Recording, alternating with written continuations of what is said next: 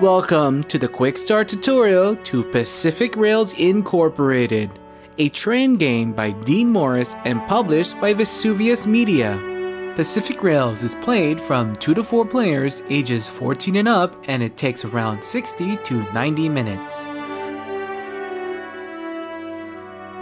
2019 is the 150th anniversary of the completion of the Transcontinental Railway, an epic undertaking that saw the United States connected coast to coast for the first time. In the game, you play as one of the railroad companies competing to complete the link as fast as you can.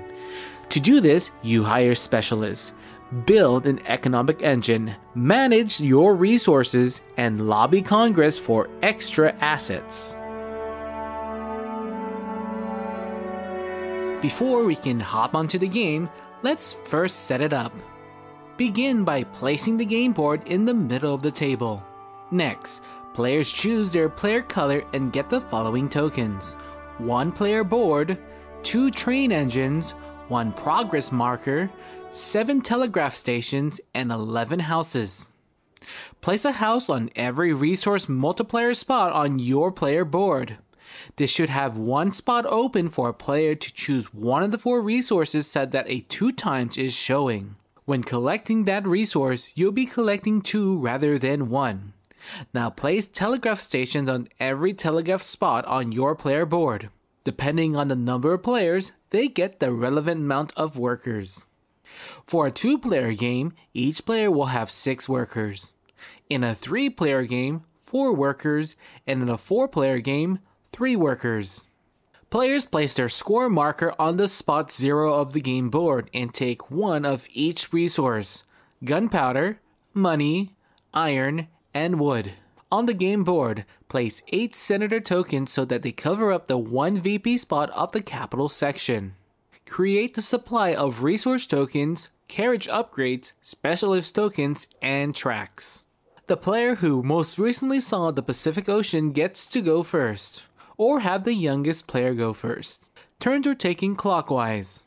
On the edges of the map, there are mile 1 locations that indicate the starting spots. In turn order, players pick 1 starting location, placing 1 train engine on the left side of the map, then going counterclockwise starting with the last player, everyone placing their second train engine on the empty starting spot on the right side of the map. At the end, all players should have 2 train engines on the map on opposite sides. Okay, that takes care of setup. All aboard! The object of the game is to be the player to score the most victory points. Players will be building rails to cities, placing down houses and telegraph stations, and more to earn victory points. Once there is a continuous track from one side of the map to the other, the game end triggers. Final scoring happens, and the player who scored the most victory points is the winner of the game. A good part of the game revolves around the city section of the game board, and it's the place the players do their actions. On your turn, to perform an action, you will place a worker from your reserve or remove one of your workers from an action spot, the one with the shoe print on it. These spots can be found between city blocks. There are 9 city blocks, and each are associated with a different action which you can perform. On your turn, you can perform only one of the actions associated with the building adjacent to your action spot in which you place or remove one of your workers from. Remove workers return to the players reserved. When a player performs an action of the particular building, for each worker of that player that is also adjacent to the building, they get an action bonus. We'll go over action bonus near the end of the video. If a player wants to do an action of a particular building but all the surrounding action spots are occupied, and the player has no workers in any of them so that they can remove them to perform an action, the player may place their worker onto the city block. When you do that, all other adjacent workers return to their owner's reserve, and each of these players get 1 cowboy hat per worker return as compensation. The maximum cowboy hats a player can hold is 2, and if a player already has 2 cowboy hats, they instead take 1 resource of their choice. Cowboy hats are spent to give an action bonus. When placing or removing workers from the board, a player can do it in any order. A player doesn't need to wait to place all their workers in order to remove one. If a player needs to remove a worker because they don't have any to place down, a worker on a city block must be removed first. City blocks represents the actions in the game. There are 9 blocks with 4 different types of actions. Resources, train activation action or hire specialists, or lay tracks. There are 4 city blocks associated with resource actions allowing you to collect gunpowder, iron, coins, and wood. These are found on the outside of the city section. When doing this action, the player will take the resource from the supply and put it into their reserve. More resources can be earned if the player has a house on the city block. There are 3 spots where players can place their houses through special means, and the players will receive an extra resource for each of their houses there. When collecting a type of resource, the amount you get depends on how many houses have been removed from your player board. You will receive an extra resource for each first house, 2 extra for the second house, and 3 extra for the third house. Here are some examples. If your player board looks like this, and you do your action on a specific block, 1 wood, since all houses are still there, 4 for iron, 3 for gunpowder, and since you have 1 house on the coin city block and 3 houses, you receive 1 from the action, 1 for a house they have there, but 0 extra from their player board. After collecting, you may perform the block's special action. Each of these city blocks has a different special action, and they can be used one at a time after you collect the resource. If you pay 1 wood, you get to place a house from your player board from the leftmost spot of a row on a vacant building spot in the city. For 1 iron, take a house from your player board and place it on a city location that is connected. When you pay 1 coin, you place a telegraph station on a city connection that already has a house that is not owned by you. By paying 1 gunpowder, you can add a carriage upgrade on an empty slot on one of your carriages that has at least 1 passenger. So for your first carriage, take the level 1 bonus and place it on the spot on the carriage as long as there is at least 1 passenger there. One big reminder, by default, players can only hold on to any 6 items, which are either track tiles or resources. Once you build cities, you get to claim extra carriages in which each one will increase your item capacity by 3. If you use this city block as your action, you can do one of 2 things: hire specialists or train activation action. When you do multiple actions on this block, you can choose either in any order. Hiring specialists lets you buy a specialist. When you do this action, you must have an empty passenger spot in your carriages. Choose one of the 4 specialists: miner, engineer, crew, and financer. When you take a specialist, pay for its cost and place it on the leftmost empty spot of your train. The cost for the specialist depends on where they are placed and their type. Refer to the chart on the board for more information. For example, you want to purchase a miner. Your first carriage is full and there's space in your second carriage.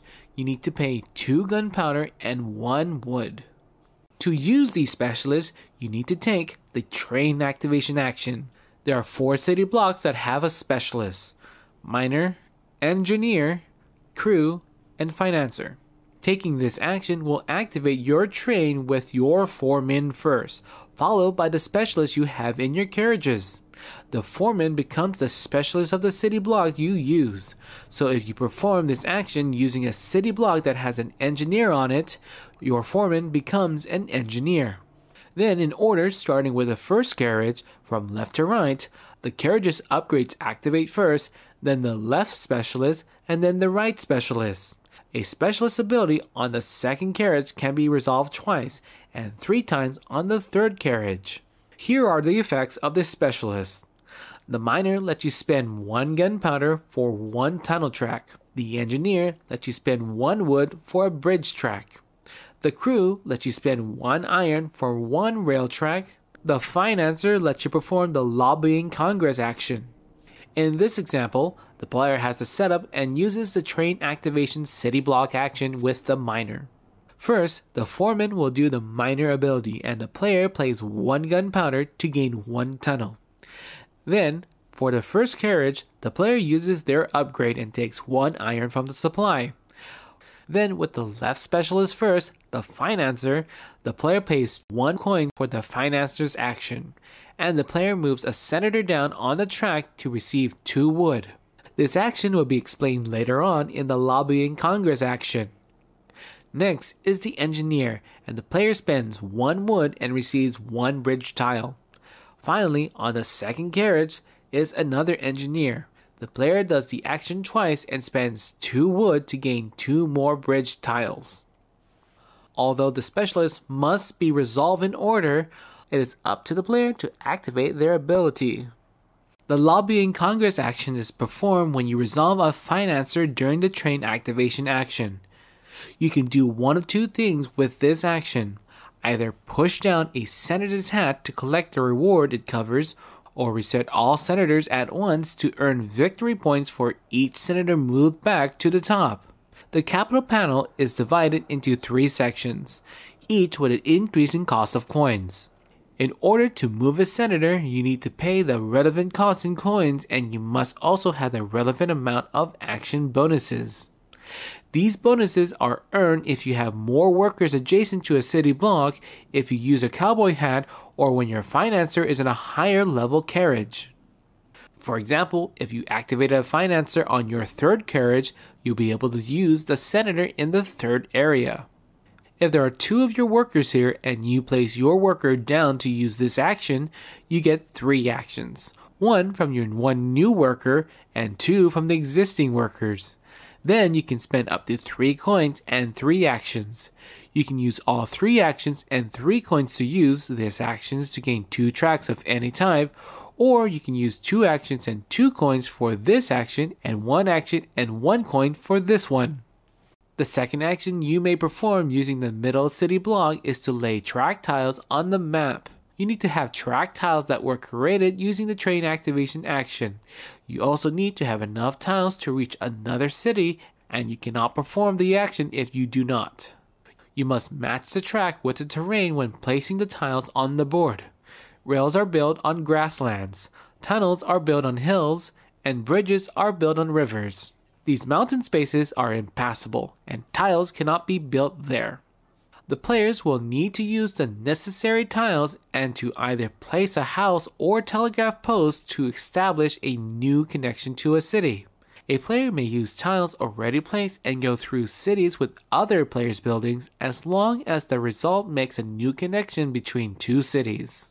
So when you do this action, place the tiles to make a route from your train engine to another city, making any use of existing tiles and player houses or telegraph posts. If the destination city has no house or telegraph, then you can place one of yours there. A player may never have 2 of their buildings on one city and only 1 type of building per player. Placing houses will free up space on your player board and will earn bonus resources when gathering them. When you place telegraph posts, use the bottommost telegraph post and earn the amount of victory points revealed when you place the telegraph post. To calculate victory points for tile placement, find the shortest route between the destination city and any other city on the map. Each new tile you place that is part of the shortest path will award you 2 victory points, while the rest will award you 1 victory point. If your route passes through any of your opponent's buildings, those opponents will receive 3 victory points each for each building along the route. After doing that, move your train engine via the route used and onto the newly connected city. Making connections with your first 3 cities is great, as you receive carriages this way. Your first carriage with your first connection, your second carriage with your second connection, and your third with your third connection. Each carriage will increase your item capacity by 3. Couple things to remember. You may bypass cities on the map. You don't have to make a connection to the closest one. Any other player may do so later. You can place tiles as you please so long that is en route to connect to the end city. Tiles can only score 2 victory points each for the player only if it's along the shortest route between 2 cities, and it's the first time the city has a building. You can only use the lay track action if you have enough tiles and must be able to place a building down. Examples. The red player starts the game by using the lay track action and lays 1 building track to a new city. They get 2 victory points, as this city was not previously connected at all. They then place a house from their player board into a new connected city tile. Finally, they move their train engine on the new city. On a later turn, the red player is building a new connection. They place 2 bridge tiles over water, making the connection by placing their house on the city. The route from their train goes through the green player's building. The green player receives 3 victory points. The red player receives 2 victory points each for the new tracks and scores a total of 4 victory points. In a different scenario, if a red player was able to build an extra tunnel tile, they could have not needed green's building. In this case, red will still receive 2 points each from the bridge tiles, but 1 point from this tunnel tile because it is not on the shortest route to the closest city. However, the green player does not score. As mentioned before, the action bonus is applied when taking your action when there are multiple of your workers to a city block. You may also spend your cowboy hats to gain 1 extra action for 1 action bonus for each hat. If you are gathering resources, you can get an extra resource of that city block for each action bonus. After gathering, you can apply the same number of action bonus to the city block special action. When doing the lay track action, you can connect to multiple cities, so after doing a connection, you can make another one. For the action Hire Specialist, the bonus allows you to hire multiple specialists paying resource costs as normal. For the train activation action, the action bonus is only applied to the foreman who is resolved multiple times. You never activate your characters more than once when using this action. The end of the game is triggered once there is a continuous path from one side of the board to the other side, regardless who has built the tracks. The player who made the final connection earns 15 victory points. Complete the round so each player has the same number of turns. Before the winner is known, each player will receive bonus points according to the number of houses and telegraph posts placed. Each player totals the number of buildings they have placed and refer to the chart to see how many points they've earned. The winner of the game is the one with the most points. If there is a tie, the player with the most houses on the board is the winner. If there's still a tie, the player with the most telegraph posts on the board is the winner. And if there's still a tie with that, then the tied players share the victory. This concludes the quick start tutorial to Pacific Rails Incorporated. For more information about this game and others, please visit vesuviusmedia.com. The Cardboard Stacker likes to thank Vesuvius Media for sponsoring this video. If you like more tabletop game videos including reviews, previews, playthroughs, and how to plays, give us a thumbs up, check out and subscribe to our channel, and visit thecardboardstacker.com. I'm Ferdinand the Cardboard Stacker, reminding you to keep on stacking games.